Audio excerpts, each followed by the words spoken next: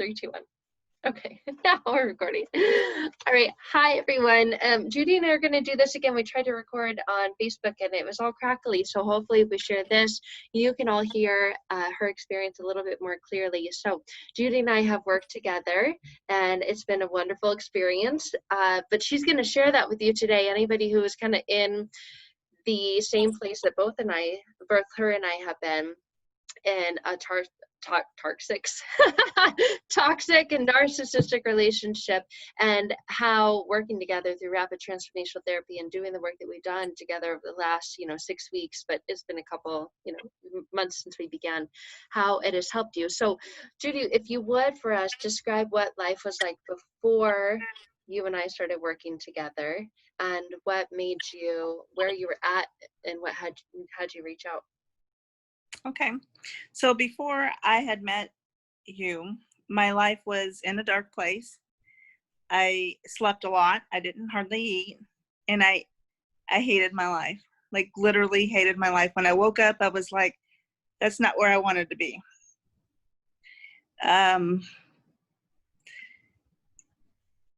When you're with a narcissist, it just affects every part of your life. Friends, family, just your work, and then your home happiness. When you're home, you can't even be happy. Yeah. When I left him, it was liberating, and I celebrated, and that was fine for about a week, and then it hit. Yeah. And that's when I started reading more about the abuse, and it all started making sense. And when I came across you, I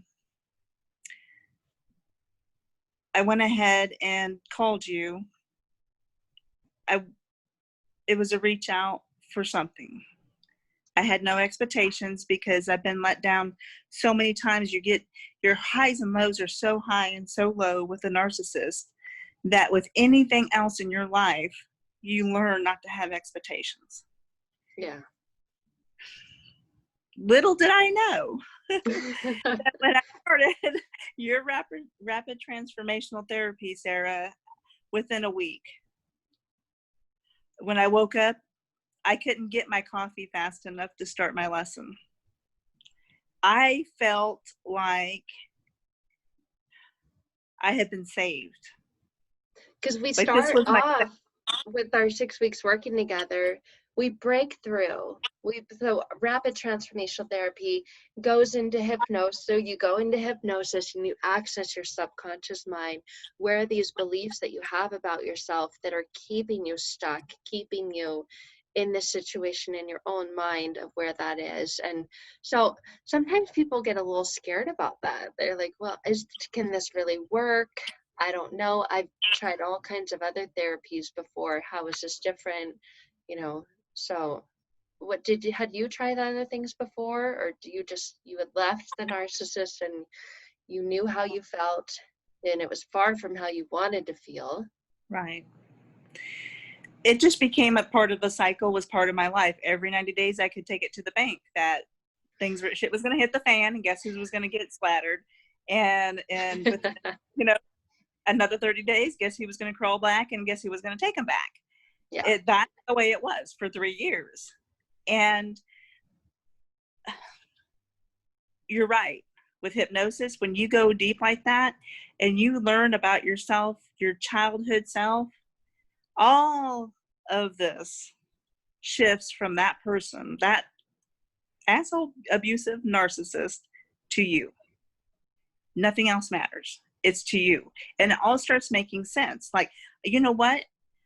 Of course I'm being abused. I haven't even taken care of my inner child yet. I need to put her first. I need to put myself first, learn to love myself, and get and I won't tolerate this shit. And it's true. Because when I started that therapy within the first week, I didn't think of him. And then if something would trigger me, it would be like, you know what? I have no time for that. I'm taking care of me. Yeah. And in our session, actually, like, we connected over having the common experience of a toxic relationship with a narcissist. But when you're doing the work to heal, we don't focus on the narcissist. Like Right.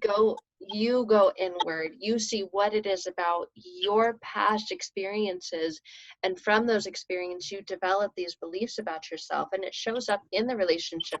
You have no confidence, you have like no self-worth, no belief in yourself. You don't have the ability to really set and maintain a firm boundary. You say, oh, I'm not going to let you do this to me anymore, and like you said, then you let them back at the cycle of 30 days.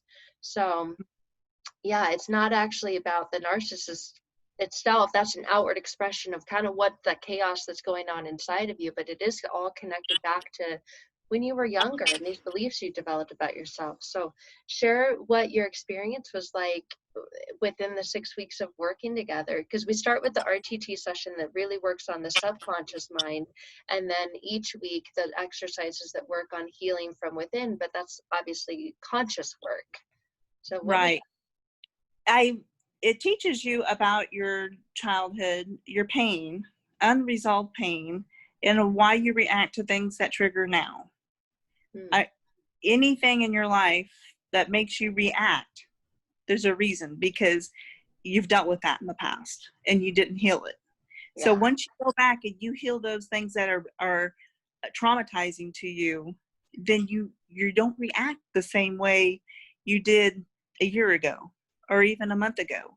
Yeah. There's something in you that has a sense of peace, and you just simply don't react like that because you're healed.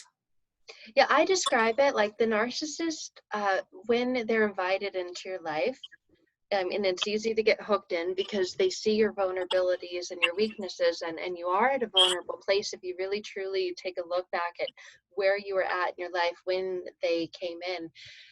Those wounds were already there. Those knives were already in you. They take them and they push them in and they twist them and they finagle them in. So the wound is already there, but I've described working together as like pulling that knife out and then allowing that wound to heal from the inside out. Of course, there's still going to be a mark. There's going to be a scar because you had the experience that caused that, but it's no longer allows anyone to kind of pour the salt in that wound because you've healed from within. And I use that term a lot, healing from within, healing from the past. So would you describe that as your experience, or what else would you add to that? Very much so, because I was really hard on myself. Like, I knew better and I did it anyway, over and over. And people that were watching were affected. I have older kids that are grown, but they still get affected because he would try to triangulate. Yeah. Now, it didn't work with my daughter because she's a psychiatrist. Yeah, that didn't work out. And it didn't work out with my son either because he's an adult and he has healthy boundaries. Yeah. And so we get that question a lot go ahead. When he started seeing that he was trying to triangulate and it wasn't working and it would get back to me, then he was like, whether your kids are older or a lot of people have younger kids, they do it regardless because they see everyone as a source of supply. So they were seeing your older kids as a source of supply, and an even easier source of supply are younger kids who can't say, you know what, no, because they don't have their own personal life experiences, and it's very traumatizing for them too. So right. How are things different? The thing is that I noticed, Sarah, and now that you brought that up about the younger children as well. The very first thing I noticed within the first month of meeting him is that he did that with his sister and his nephew. Like he would say negative things about his sister in front of his nephew and allow him to do things that she wouldn't allow while he was over, and then talk bad about his sister, and then in her face, it would be completely different. And you were even seeing those red flags, and they were there, and you saw them, yet, you know, the whole cycle, and you broke up and took him back, that 90-day cycle. So those red flags were there. Now having the full final discard and then doing the work to heal, how's life different for you now?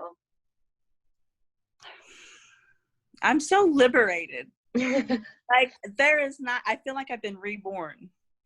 Like, literally reborn. I told you Frankensteined me because I was dead. You brought me back to life, Sarah. I was dead. I really couldn't feel anything. If I, what a little life I had, I didn't want to be there. Now, like I said, I get up and I have my coffee. I walk my dog. I do even though the lessons that I've gone through, I still go back and I reread. And they're not easy, like, just describe them, because we go through all the feelings, like where you are holding on to anger, rejection, abandonment, betrayal, like toxic shame, guilt, like you talked about in the beginning, the processing of the guilt. So, yeah, you have to go back through those and figure out why you're reacting the way you are. And you go back to that childhood memory and you address it. Yeah. And you write down your feelings, who was involved, and then you heal that part. And it does. It changes you. Some people are afraid to go back to the past because they know their past, they had really bad experiences. So what would you say about, obviously, if you, my phrase I use, you can't heal what you can't feel. Right. So going back and feeling the feelings, not reliving, but reviewing the experiences you've already lived through allows you to heal. But what would you say to someone who's just like kind of scared or afraid?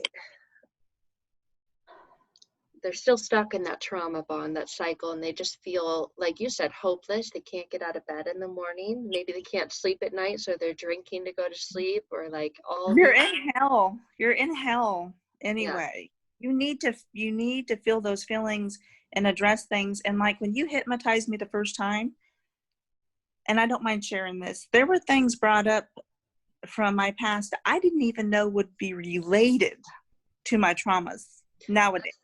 That's the biggest thing.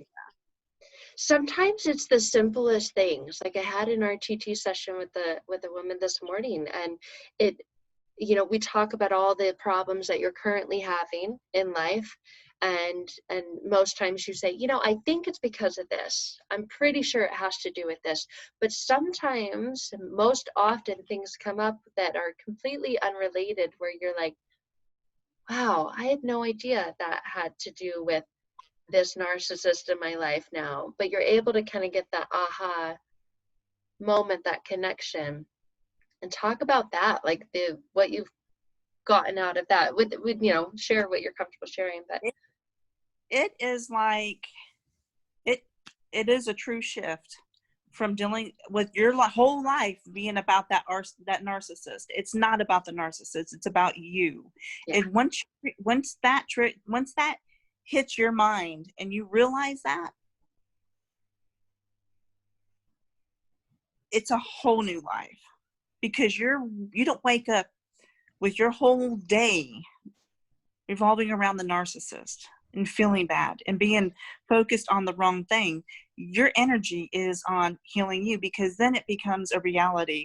Okay, this is about me. This is my life. He's not even in it anymore. And this is what I have to do. So I don't attract another one. I don't want another one. I'd rather die. I'd rather have it be shot in both knees. No. I think we can, most of us can say that should be true too. Do not. So I worked hard when it was hard, because at first when you told me this is what we need to do is go back to your past and your childhood traumas, I was panicky. Yeah. I was really panicky, but I trusted you. And when we went, and like I said, we discovered things that I had no idea were the reason I was having the experiences I'm having now. Yeah. Once you realize that though, and you've dealt with it, it's almost like when you think about your childhood traumas as an adult, sometimes you falsify it or you recreate it to be something it wasn't, and it survived. You have to do it. And then you learn to deal with the reality. Sometimes it's not as bad, sometimes it's worse, but you learn to heal that. And once you learn to heal that, you just want to go to the next part and heal that one, and go to the next part and heal that one. And you feel better and better and better and better. And and like I told you, it's like seeing life in color now. Like whenever the trees are greener, the grass is greener, the sky is bluer. I mean, I really, really enjoy my life now. Yeah, like you said, you wake up happy, you wake up, you have your coffee, and a lot of women I work with, they can barely get out of bed in the morning, and just so unmotivated, so unexcited for the day, and just drudge through. It's painful. Even after the narcissist is out of your life, because your self-worth, your belief, your confidence is so low. So now what's it like?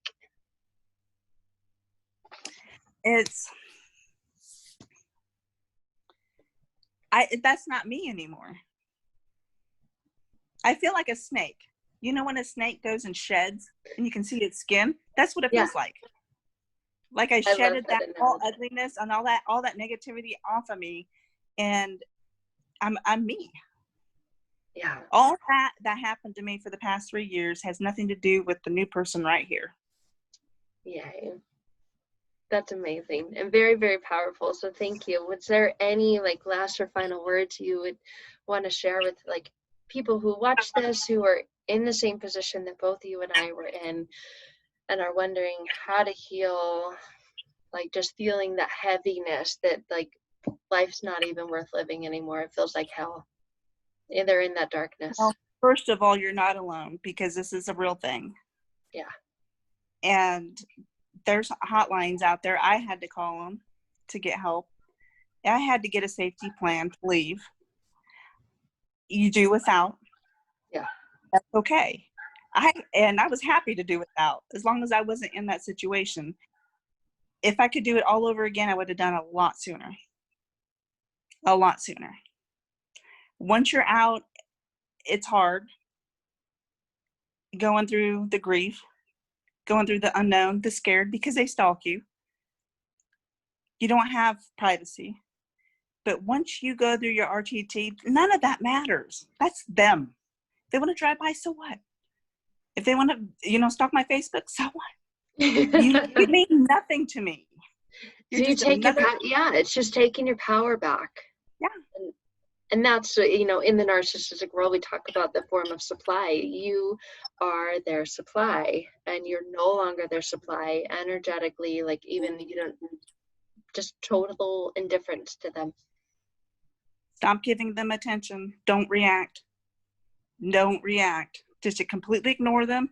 Get rid of anything that triggers you about them, and just move on with your life, because it's your life. You don't get back what you've lost. Time.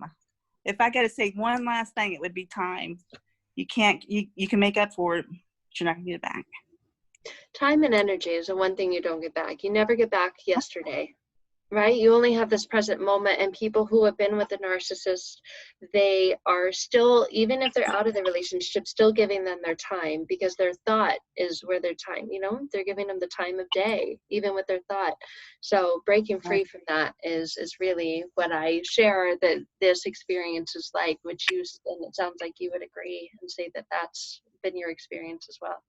Very much so. Very much so. I don't wish it on anybody.